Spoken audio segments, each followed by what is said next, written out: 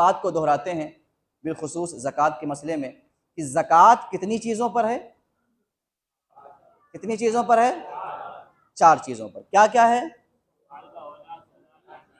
एक एक करके बताएं। चलें, सोना, चलें, और चांदी, और पैसा, और माले तिजारत। यानी ज़कात की जब बात आएगी तो इन्हीं 4 चीज़ों को शुमार किया जाएगा, बाकी चीज़ों को शुमार।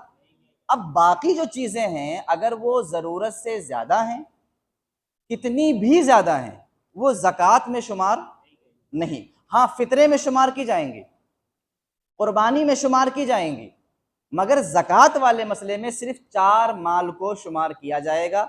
शरीयत की ज़ुबान में इसको कहा जाता है माले नामी। क्या कहते हैं? माले नामी पर ज़कात है। तो माले नामी इसी 4 माल को कहा जाता है। जब भी अपने ज़कात का हिसाब निकालेंगे तो आपको इन्हीं चारों चीज़ों पर गौर करना है।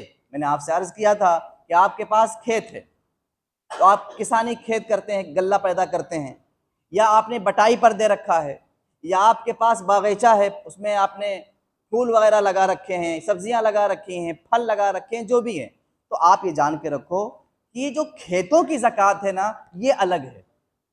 खेतों की ज़कात ये अलग, इसको कहते हैं उश्र। क्या कहते हैं? उश्र।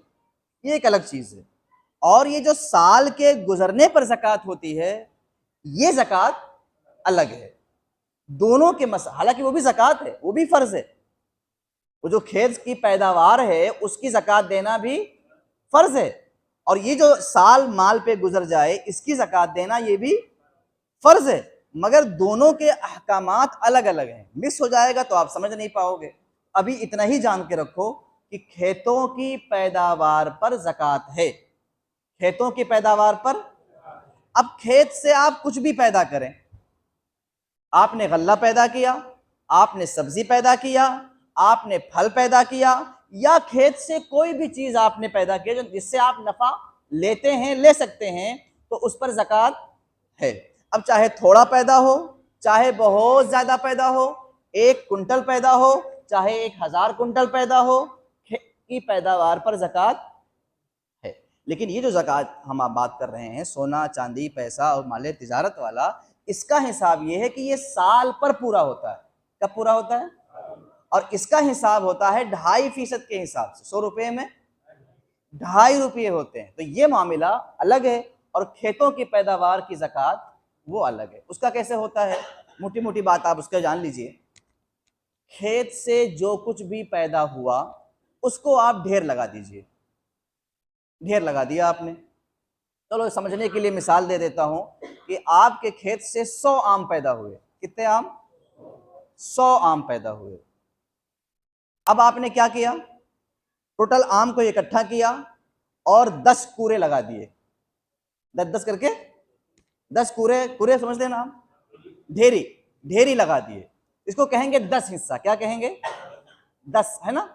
अब आपको ये देखना है कि जो खेत से हमने गल्ला, फल, सब्जी जो भी पैदा हुआ, इसमें ज्यादा पानी जो है हमने अपनी तरफ से लगाया है, या अल्लाह की रहमत से बारिश ज्यादा हुई है और ये गल्ला बारिश से पैदा हुआ है। ये आपको सोचना है, ये आपको हिसाब। जैसे मान लो कोई खेती है जो 4 पानी पर तैयार होती है, आपने एक ही बार पानी दिया, रहमत इलाही ने 3 दफा बारिश कर दी। हो सकता है ना ऐसा? या ऐसा भी मुमकिन है कि आपको चारों बार पानी देना पड़ा, बारिश हुई नहीं इस बार। इसी का आपको हिसाब लगाना है कि आखिर पानी जो आपने दिया ज्यादा उधर से अल्लाह की तरफ से बारिश होके खेत तैयार हुआ, या आपकी तरफ से तैयार हुआ। अब देखिए, अगर उधर से ज्यादा तैयार हुआ, यानी बारिश हुई थी और गल्ला जो भी पैदा करना था वो पैदा हो गया, तो आपको 10 हिस्से में से 1 हिस्सा देना है।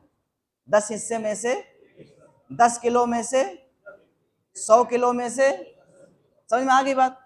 तो इसको आप याद कर लें कि अगर ज्यादा उधर से यानी अल्लाह की तरफ से बारिश होकर के वो चीज पैदा हुई है ज्यादा, तो अब उसको 10वां हिस्सा देना है। कितना देना है? अब वो चाहे तौल करके 10 चीज अलग अलग कर लें, या जिस तरह से जो चीज हो गई, आम वगैरह तो आप अलग अलग कर सकते हैं गिन के, मगर गल्ला को क्या करेंगे? तो तौलना ही पड़ेगा। इस तरह के हिसाब का मसला है। और अगर ऐसा होता है कि नहीं साहब, हमने ज्यादा पानी दिया है बारिश से ज्यादा तैयार नहीं हुआ, बारिश तो एक ही बार हुई, 3 बार तो हमने पानी दिया है।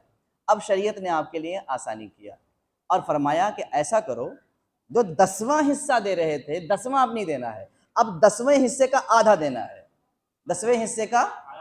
और इसी को कहते हैं निस्फ उश्र। क्या कहते हैं?